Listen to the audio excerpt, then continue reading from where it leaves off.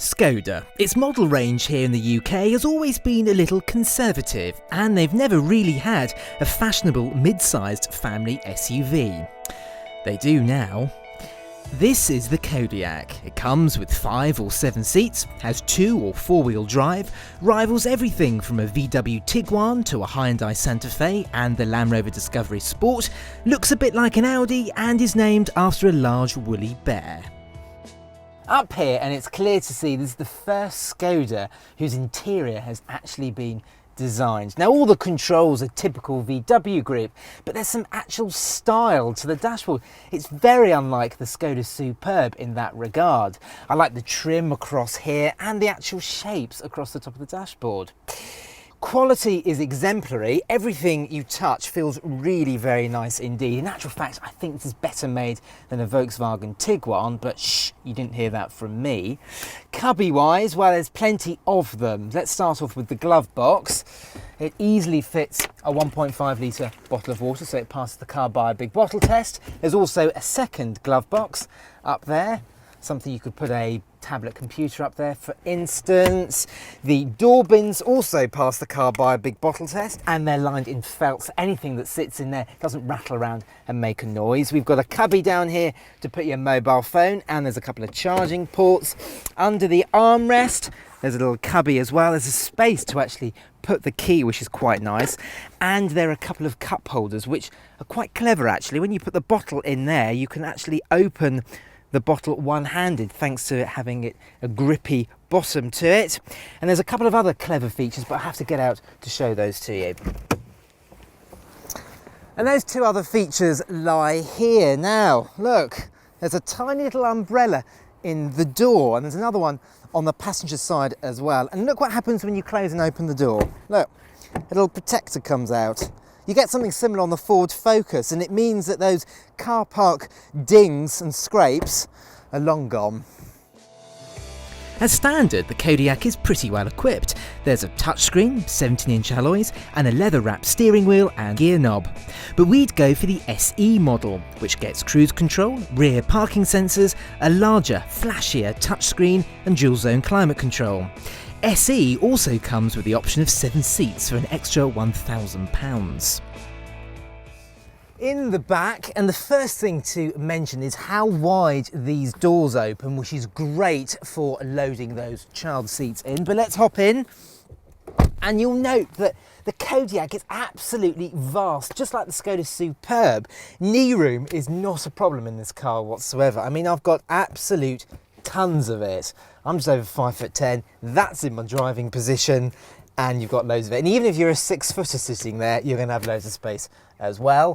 Thanks to the boxy dimensions of this car, headroom is very good too. You can fit 3 people as well. There's not too much of a hump in the floor. When I sit here, it's not tremendously comfortable, but there is enough space for a short journey. Elsewhere, we've got space for another Carbuyer big bottle. They're multiplying in this car. We've also got a couple of cup holders there as well. And overall, the space is very good. The quality does take a bit of a downhill though. The soft touch plastics aren't repeated back onto the doors, and you just get the sense that some of the plastics back here are a little bit Oh. I don't think that was supposed to happen. But that illustrates my point very nicely. Sorry, Skoda. Put that back.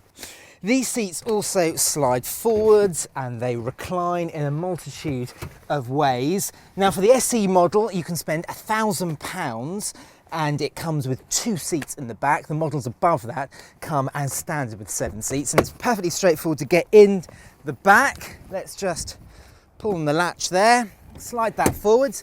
It's not particularly graceful, but it is a demonstration after all. Let's just fold this forward so you can see exactly what I'm talking about. And yeah, these seats are pretty low and they're pretty flat. So you're really not going to be carrying adults back here on a long journey, probably back from the pub, but they're more suitable for children. Let's just slide this forwards back even so you can see how much knee room I've got. Yeah, my knees are absolutely jammed back here. And there's also no ISOFIX points back here either. They're in the two outermost seats in the middle row, so you're not going to be carrying babies back here either.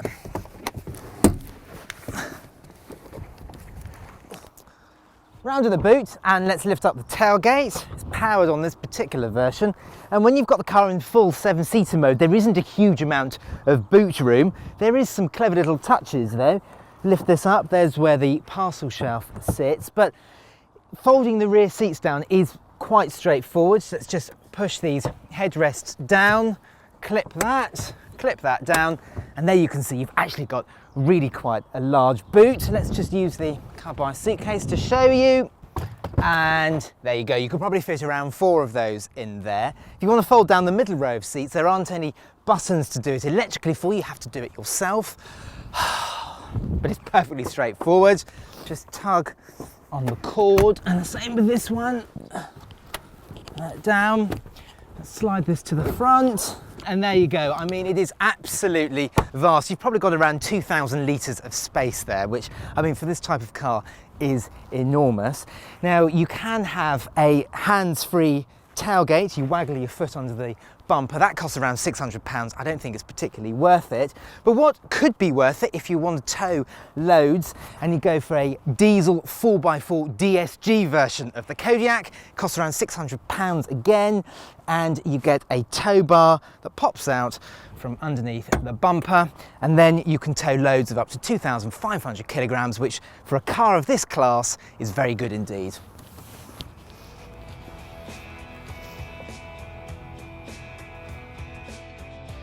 Choosing which engine you want is pretty simple. There's a couple of 1.4 petrols and a 2-litre petrol that only comes with 4-wheel drive and a DSG automatic gearbox. For diesel, there are 3 2-litres.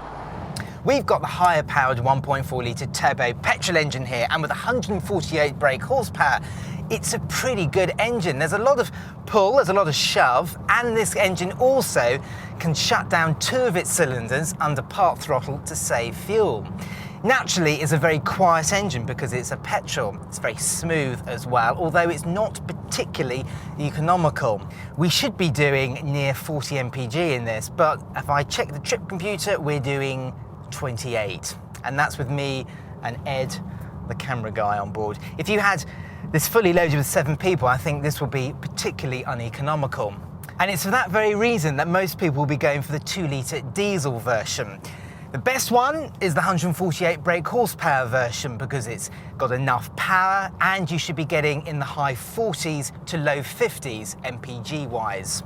You can get 6 and 7-speed automatic DSG gearboxes, and whilst around town they're a little bit jerky, on the open road they're absolutely fine. But in all honesty, I'd rather go for the slick 6-speed manual because it really is a joy to use. Now, most of you will be saying, I'm not interested in the way it drives. It's an SUV to cart around the kids. But the good news is the Kodiaq is actually a very pleasant car to drive. The steering is light and accurate enough, the controls are all well weighted, and even on 19-inch wheels, the Kodiaq rides over bumps nicely. And despite its rather large size, there's very little wind and tyre noise on the motorway. Now we come on to the negatives, and normally at this time of the video I would be listing all the things that I don't like about the car, but honestly I'm struggling with the Kodiaq. It really is a very good SUV indeed. There are a couple of things that annoy me a little bit. The first of which is rear visibility. It really isn't particularly good. If I look over my shoulder, there is a large blind spot there. But you could say that for a lot of the Kodiaq's rivals. Secondly, it's standard equipment. Now, whilst there's a lot of kit thrown in free of charge up here, which is brilliant, safety equipment is largely left to the options list, which isn't particularly good. But those are just small niggles because the Kodiaq is an impressive family SUV.